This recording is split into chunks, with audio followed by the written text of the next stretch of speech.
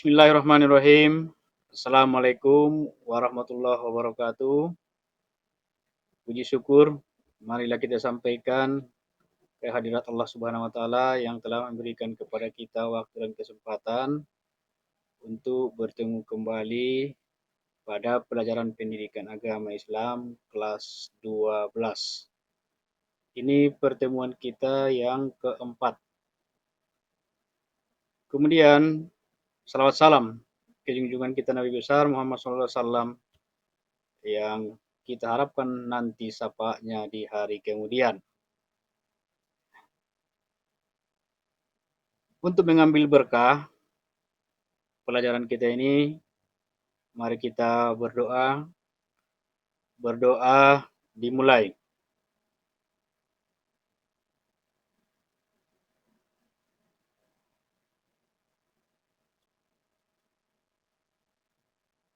Berdoa selesai. Anak kami sekalian, di pelajaran kita yang keempat ini adalah mengenai iman kepada hari akhir. Tentu kalau iman kepada hari akhir yang kita pahamkan di sini adalah mengenai keimanan kita, keyakinan kita, betul-betul kita yakin hari akhir itu atau identik disebut dengan hari kiamat itu nanti pasti dirasakan oleh semua orang. Kalau kita membicarakan mengenai kiamat, tentu ada di sana kiamat sukra dan kiamat kubra. Baik, di kiamat sukra kemarin di pertemuan ketiga anak kami sekalian kita sudah membahas itu. Tapi tidak ada salahnya Bapak akan sambungkan ke pertemuan yang keempat ini mengenai kiamat kubra. Kalau di kiamat sugra yang kemarin, yaitu terjadinya kehancuran alam yang mana diantaranya contoh kecilnya ada kehancuran diakibatkan gempa bumi, ada kehancuran diakibatkan oleh bencana alam yang lain, misalnya adanya banjir, kemudian adanya gunung meletus. Itu salah satu contoh dari kiamat sukra. Bahkan kita perkecil skopnya di pertemuan yang ketiga kemarin. Contoh dari kiamat sukra itu, sebagaimana yang diterangkan di Al-Quran, yaitu meninggalnya seseorang. Saat meninggalnya seseorang, antara kita percaya dengan tidak percaya, di saat itulah yang namanya terjadi kiamat kubra, yaitu meninggalnya seseorang. Setelah meninggalnya seseorang, kemudian dikerjakan kewajiban kita kaum muslimin dan muslimat kepadanya, antara lain ada namanya wajib kifayah, bisa kita mandikan, kita kafani, kita sholatkan, sampai kita makamkan.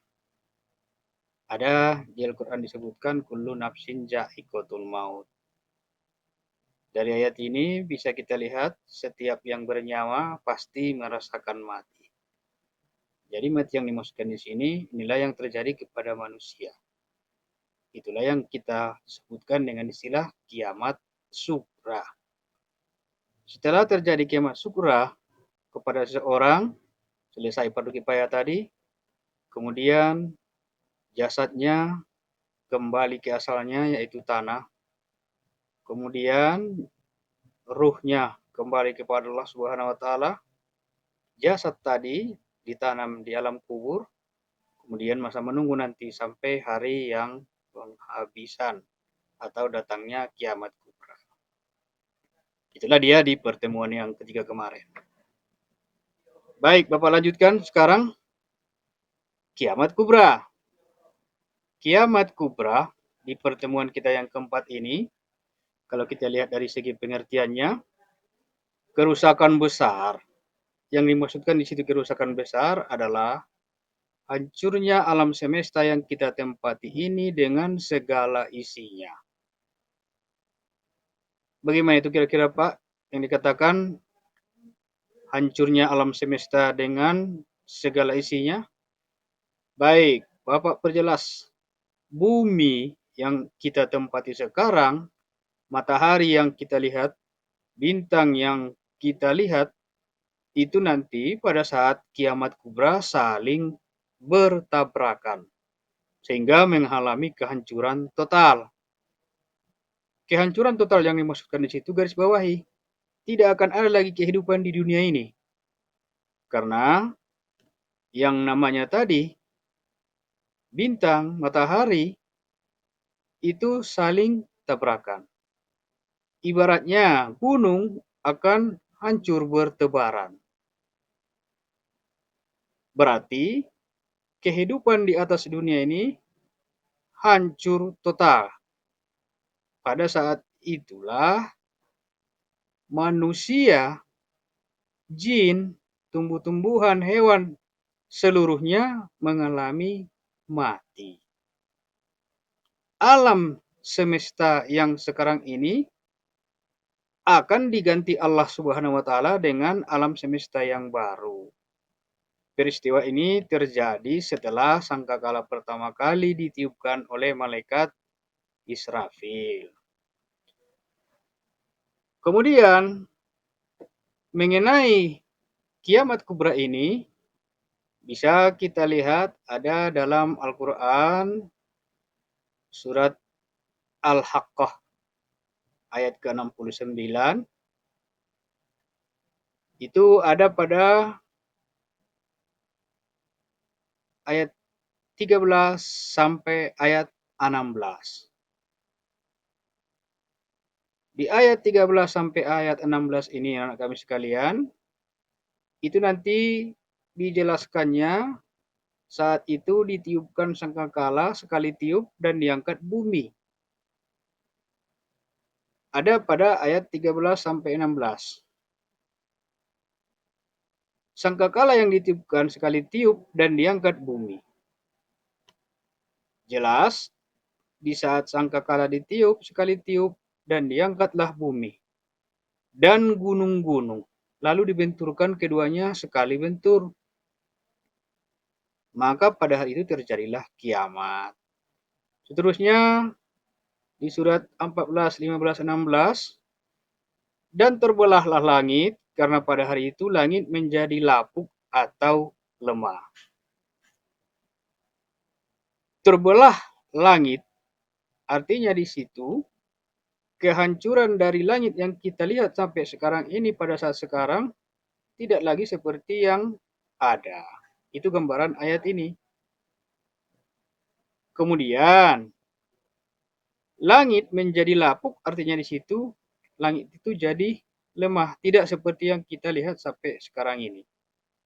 Itulah gambaran yang dikatakan tadi, waktu sekali bentur terjadilah kiamat. Jadi anak kami sekalian, kalau dengan keimanan yang biasa mengenai kiamat kubra ini tidak dapat dijangkau oleh akal pikiran normal kita. Itu tentu kita lihat sebelumnya pada kiamat kubra. Nyata pada saat seseorang meninggal. Semuanya kaku. Mungkin gambaran yang lebih dahsyat yang digambarkan oleh ayat ini pun seperti itu dia kira-kira. Kemudian gambaran yang lain ada pada Quran surat Al-Jum'ah surat ke-39 ayat ke-68. Di sana jelas dilihat dari segi artinya, dan ditiuplah sangkakala, maka matilah siapa yang di langit dan di bumi, kecuali siapa yang dikehendaki Allah. Di Az-Zumar ini jelas anak kami sekalian, ditiup sangkakala, maka mati siapa yang di langit dan di bumi, kecuali siapa yang dikehendaki Allah. Garis bawah yang anak kami sekalian ditiup sangkakala. Matilah siapa yang di langit dan di bumi, kecuali siapa yang dikehendaki Allah. Dari Az-Zumar ini pun anak kami sekalian, dapat kita pahamkan dalam hati, kalau kita pakai nalar kita berpikir pelan-pelan, kita pikirkan kalau yang namanya siapa yang di langit dan di bumi, tentu itu kekuasaan Tuhan. Langit bumi diciptakan untuk kita manusia, sementara kita hidup di bumi. Kemudian di bumi ini semuanya akan mati. Kecuali dikatakan Allah di sini siapa yang dikehendakinya. Baik, ada lagi anak kami sekalian. Kita lihat di surat Ibrahim, surat ke-14 ayat 48. Itu dijelaskannya di situ, yaitu pada hari ketika bumi diganti dengan bumi yang lain. Dan demikian pula langit dan mereka semuanya di padang mahsyar, artinya di padang mahsyar nanti berkumpul menghadap kehadirat Allah yang Maha Esa lagi Maha Perkasa. Dari Quran surat Ibrahim ini anak kami sekalian, hari ketika bumi diganti dengan bumi yang lain. Dari ayat ini jelas kalau kita yang beriman mengenai bumi yang diganti dengan bumi yang lain, ini kehendak dan kekuasaan Allah yang Maha Perkasa. Kemudian langit yang sekarang ini pun diganti dengan langit yang lain. Mungkin itu nanti di padang mahsyar. Kemudian nanti digambarkan padang mahsyar itu seperti padang yang sangat luas. Di mana di padang mahsyar itu nanti Allah akan mengumpulkan kita mulai dari manusia pertama sampai manusia yang terakhir nanti pada saat hari kiamat datang. Itulah gambaran yang ada pada Quran surat Ibrahim 48. Dari catatan-catatan yang ada untuk anak kami sekalian, kita lihat tadi, mulai dari Quran surat Al-Haqqah ayat 13 sampai 16, Quran surat Az-Zumar surat ke-39 ayat 68, seterusnya Quran surat Ibrahim surat ke-14 ayat 48.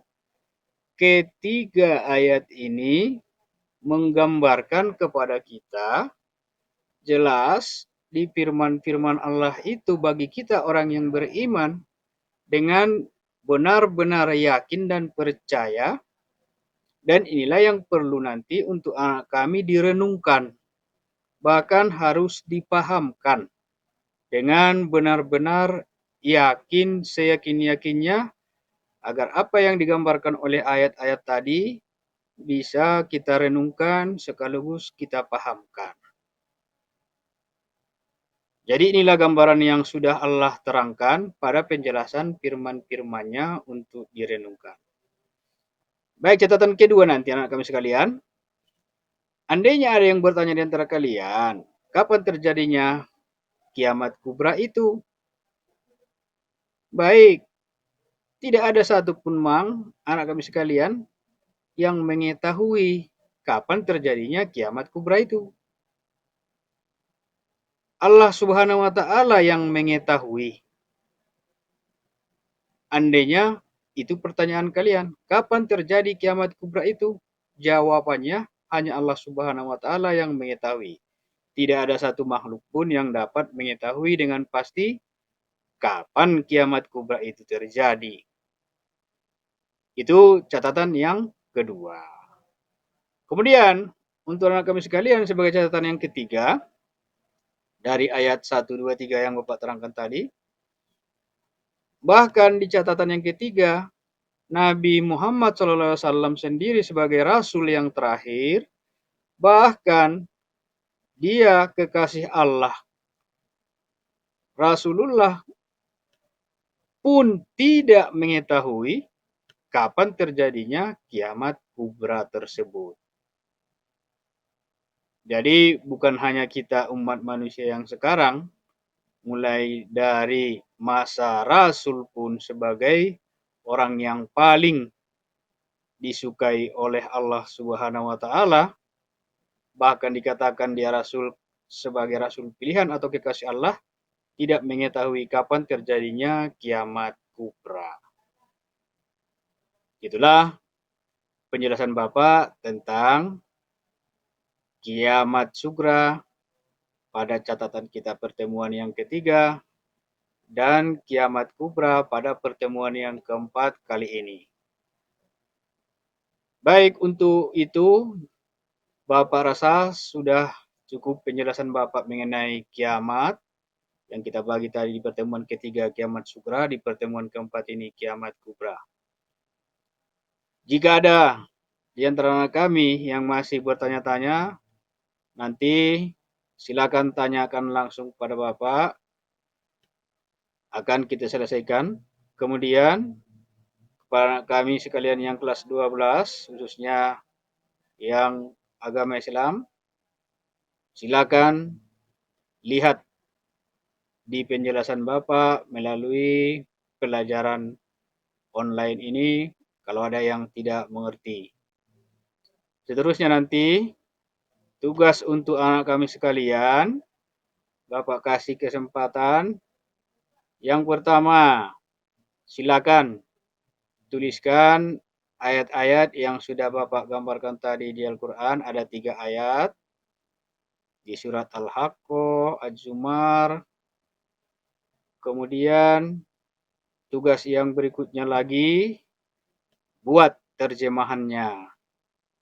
Kemudian tanyakan kata-kata mana yang tidak dipahami dari ayat-ayat yang sudah Bapak terangkan. Agar lebih jauh nanti kita bahas mengenai kiamat. Baik, kurang janggalnya Bapak mohon maaf. Bapak sudahi dengan Assalamualaikum warahmatullahi wabarakatuh.